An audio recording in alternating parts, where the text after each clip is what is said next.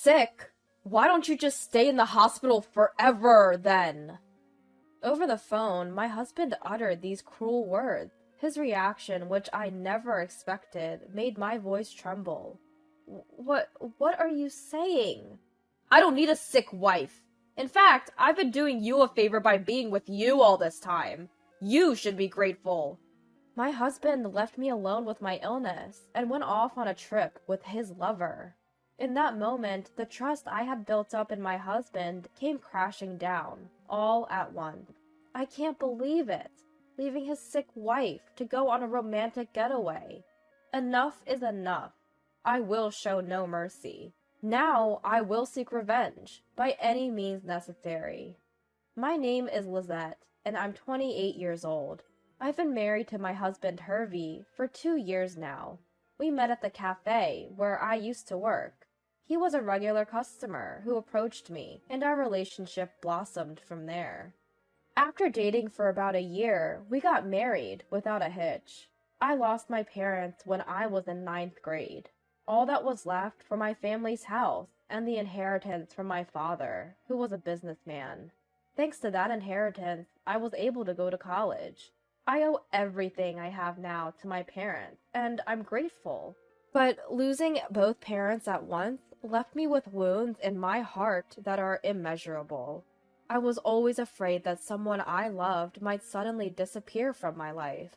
I fell into this groundless anxiety, and there were times when I even started to distrust people. During my relationship with Hervey, I expressed my fears many times. He was the one who accepted me with all my insecurities.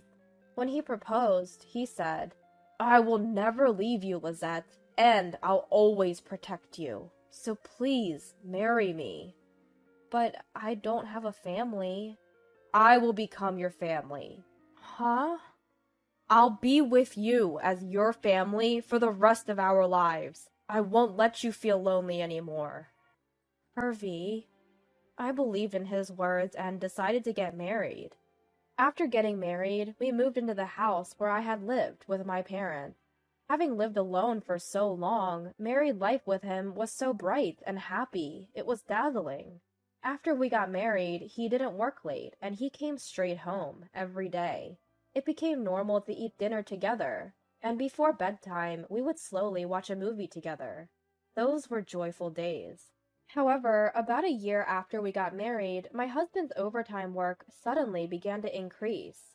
Though his overtime had been almost zero, it gradually increased to 1 or 2 days a week, and before I knew it, most of the week was filled with overtime. 2 months later, business trips were added, and our time as a couple drastically decreased. Dinner became a daily routine that I ate alone. At first, I endured it, but unable to bear the sudden change in our lives, I decided to open up to my husband. Hey, Hervey, don't you think you've been working late too much lately? Sorry about that. Work's been piling up recently. But you hardly worked late even a few months ago. And then there's that business trip the other day. I'm working hard for you, Lizette. To hear you say that, it's honestly a shock. I'm sorry. Frightened by my husband's intimidating tone, I apologized on the spur of the moment. Then he immediately returned to his usual demeanor and smiled, saying, "As long as you understand." Do I really have to endure this? For the sake of our married life, Hervey is working hard every day. I probably should have been more suspicious, but at that time, I didn't have the courage. To me, who had lost my family, Hervey was my only family left. I didn't want to lose my precious family ever again. Because of these feelings, I couldn't confront him any further. Several months later, on this day, Hervey came home in a state of inebriation like never before. Despite my welcoming, "You're home!" He didn't respond at all, went straight to the bed and fell asleep, still in his suit. Why? He said he was working late today. An indescribable anxiety overwhelms me. Why is he drunk? Wasn't he supposed to be working late? What has he really been doing all this time? And where? I had so many questions I wanted to ask, but I didn't want to damage our relationship, so I had been turning a blind eye, until now. When I glanced at my husband, who was sleeping contently in bed, I noticed his mobile phone sticking out of his pocket. Could it be that he's hiding something from me? Such a suspicion crossed my mind. Before I knew it, I had my husband's mobile phone secretly in my hand. While he slept, I used his fingerprints to unlock it. Then, on the screen that opened, I saw a long conversation with someone named Lover. "Thanks to you, Hervey, I had a great time today. Thank you. When can we meet again? Leave your wife soon and be with me." In the photo folder, there were numerous pictures of Hervey with a woman, presumably Lover. Some of them were quite explicit, and I felt a wave of nausea rise in my throat. With my husband's mobile phone still in my hand, I rushed to the bathroom to catch my breath. Somehow, I managed to keep my composure, but it was too much for me to bear alone. Then I thought of Briella, my best friend from high school, who now lives abroad. She is very intelligent, and after studying abroad in college, she is now working overseas. When I dialed the international number, she answered after a few rings. "Hello? Briella? What should I do? I don't think I can handle this anymore." I cried to her, telling her this. What? Wait, Lizette? What's going on? My husband, Hervey, he's been cheating on me. Cheating? I explained the whole situation to Briella, about how after a year of marriage, his overtime and business trips suddenly increased, how he came home drunk, even though he said he was working late, and how I had seen evidence of his infidelity on his mobile phone. I explained sobbing, and Briella silently listened. When I had finished telling her everything, she spoke to me. "Lizette, listen carefully. I know this is painful right now, but I think it's best to properly gather evidence of the affair for the future." Evidence? But that means considering divorce. Then what? Lizette, do you want to spend the rest of your life with a man who cheats on you? I don't know.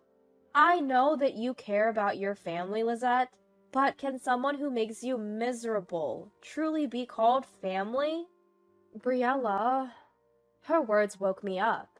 I realized that I had unconditionally believed everything my husband had said. It was strange, thinking back, how suddenly overtime and business trips had become so frequent.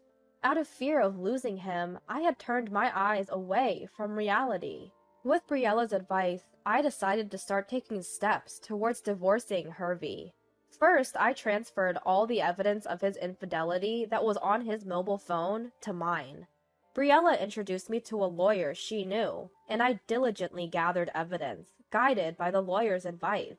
I followed my husband, regularly checked his mobile phone. Collecting evidence while juggling work and household chores was truly exhausting. I even cut back on sleep, so my body was on the brink, and I collapsed several times. After all that effort, within a few months, I had gathered a significant amount of evidence of infidelity. With all this, I should definitely be able to divorce him advantageously. Finally, all my hard work seemed to be paying off. But just when I thought that, I collapsed at work and was rushed to the hospital. I thought it was just exhaustion, but the examination revealed a certain illness. I had to be hospitalized immediately. I had gathered the evidence and it was just the right time, but still there was nothing to be done about the illness. I called my husband to tell him about it. "Hervey, can you talk for a moment?" "What? Didn't I tell you I'm on a business trip for a while starting today?" "Actually, I collapsed at work. I need to be hospitalized for a bit." "Huh? So?" "What do you mean, so? Is that all you have to say? You're going to be in the hospital, right? You'll be safe there." By this time, my husband had lost interest in me and was meeting with his lover almost every day. His treatment of me had become so careless that I even wondered if he was trying to get caught. Naturally, my feelings for him had completely cooled off. I was fed up with his complete lack of concern, and I couldn't help but ask, "You're thinking it's lucky that I'm hospitalized, aren't you?" "Huh? What are you talking about all of a sudden? That's a pain." "But it's true, isn't it? Today, you're not going on a business trip. You're going on a vacation with your lover. What? How did you find out about that?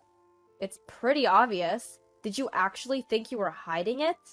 I thought he would deny it more, but my husband surprisingly admitted to the affair quite easily. Perhaps thinking he was already caught, he suddenly became defiant. Yeah, that's right. I am having an affair. You got a problem with that? Ugh. How can you be so brazen? After all this time, you've been deceiving me. It's your fault for being fooled, right? And why don't you just stay in the hospital forever? What are you talking about? I don't need a sick wife. I've been doing you a favor by staying married to you this long, so be grateful. In that moment, all my feelings turned into anger towards my husband. Be grateful? This is not the married life I wanted. He's making a fool of me. I'll make him regret this. I will never forgive you, Hervey. Holding back the urge to scream at him, I calmly tell my husband. Then he responds with propagation. Feel free to do as you wish. You can't divorce me anyway. Why do you think that? Because it's true, right? I'm the only family you have. If you lose me now, you'll be all alone again. Are you okay with that? Huh. Family. Huh. Just behave and we'll remain a family. That's the deal. I'm off to enjoy a trip with my girlfriend. You have fun in the hospital too. With that, he callously hung up the phone. At that moment, a sweet, syrupy woman's voice could be heard through the phone, saying, "Are you done yet?" Perhaps he doesn't feel the need to hide it anymore. Even if his affair is exposed, he thinks I can't move forward with a divorce. Don't underestimate me. If he thinks that just by using the word family, he can fool me so easily, he's sorely mistaken. If you're feeling that way, just know that I have thoughts of my own. As I was filled with determination, I received a call from Briella, perfectly timed. I quickly explained the content of the previous conversation. So, that's the situation. Hervey seems to think I can't divorce him. What? Seriously? How much more can he belittle you? I know, right? Well, I'm planning on getting a divorce. The biggest problem is what to do after the divorce. What do you mean? You see, and Briella probably knows this too, the house I'm living in now is mine.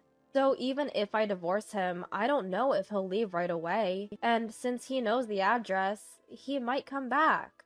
I see. After a moment of thought, Briella excitedly exclaimed, "That's it!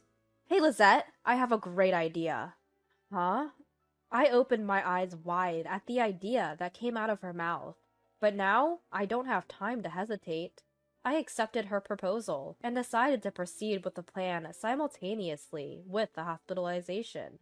A few days later, today is the day Hervey comes back from his trip with his lover. I, who had already been discharged from the hospital, had been eagerly awaiting his reaction. As expected, I got a call from Hervey in the afternoon. Hello? When I calmly answered the phone, he suddenly raised his voice in anger. Hey, you! What's going on here? What do you mean, what's going on? Inside the house! Everything is gone except for my personal belongings, isn't it? Yes, that's right. Is there a problem with that? What? Where did you take all the furniture and appliances? You didn't sell them to get back at me, did you? Of course not, silly. I moved them to my new place. What? A new place? The word new place seemed to surprise him quite a bit. I guess the idea of me moving out on my own never crossed his mind. Hervey continued to blame me in a strong tone. Don't mess with me! You can't just move out on your own! We need to talk first. Tell me the address. Huh? No thanks. What do you mean? Are you saying it's fine if I don't come back? Yes, it's fine. What? I don't want to see you anymore, so I moved out, quietly. Oh, by the way, I've already sold the house. Please move your stuff out by the end of the month. What are you saying? You still don't get it? I'm saying, let's get divorced. Finally, I laid the divorce on him. My husband seemed quite confused, repeating words I couldn't quite make out over the phone. Whether it was my bringing up the divorce that bothered him, he eventually started lecturing me in an arrogant tone. Do you really think it's okay to say that? Divorce means our family will be gone, you know? I know, but we haven't been a family for a while now, have we? Don't mess with me. I've always been with you as a family, as a husband. If you insist on divorce, then pay me compensation. Huh? Compensation? Do you even know where you stand? If anyone's paying compensation, it's actually you, okay? Huh? It's not huh. Just so you know, I have more than enough evidence of your affairs. Of course, I'll demand as much compensation as possible from your lover, too. My husband's voice suddenly became very small over the phone, and I could feel his panic. Realizing that he was the one who would be demanded to pay compensation, he quickly changed his attitude and began to plead. Wait, please, I was wrong. Yes? I'll break up with her. I'll start over with you as husband and wife. So, please, just spare me the compensation. My husband is pitifully begging, repeatedly saying, "Forgive me." With each plea, my feelings for him cooled further, eventually turning into irritation. As if to completely sever my attachment to my husband, I shouted out loud, "Enough! You've cheated on me over and over, making a fool of me, and now you say forgive me? Don't kid yourself. I no longer think of you as family. You're the worst kind of man, cheating on your sick wife. I refuse you from my end." Oh, Lizette, please listen to me. You don't want to be alone either, do you? I don't care about your story. Your excuses are worthless. I won't cling to you anymore. I don't need a family like you. Just go to hell with your mistress. I hung up the phone unilaterally and blocked his contact. Afterward, I left all dealings with him to the lawyer I had previously hired. At first, my husband was reluctant to agree to a divorce, but frightened by the lawyer's words, divorce mediation and divorce trial, he finally agreed to divorce quietly. I continued to demand compensation in a lump sum from both him and his lover. Perhaps because he had told her, "It'll never be found out." His lover became furious upon being asked for compensation. She paid me the compensation and immediately ended her relationship with Hervey. Being his junior colleague at the company, the whole office was abuzz with talk of my ex-husband's affair. He couldn't stand it any longer, so he voluntarily resigned from the company. Only debts remained for Hervey. Even when he asked his parents for assistance, they coldly cut ties with him. Now, he can't find a new full-time job, and he's desperately juggling several part-time jobs, struggling to pay off his debts every day. On the other hand, I've turned over a new leaf and started a new life. Since my ex-husband knew about the cafe where I used to work, I requested a transfer, and am now working at a different location. I can't thank Briella enough for suggesting this to me. She'll be returning home temporarily soon, so I plan to thank her in person then. I'm done being trapped by the word family. From now on, I want to cherish the people who care for me, just as they cherish me.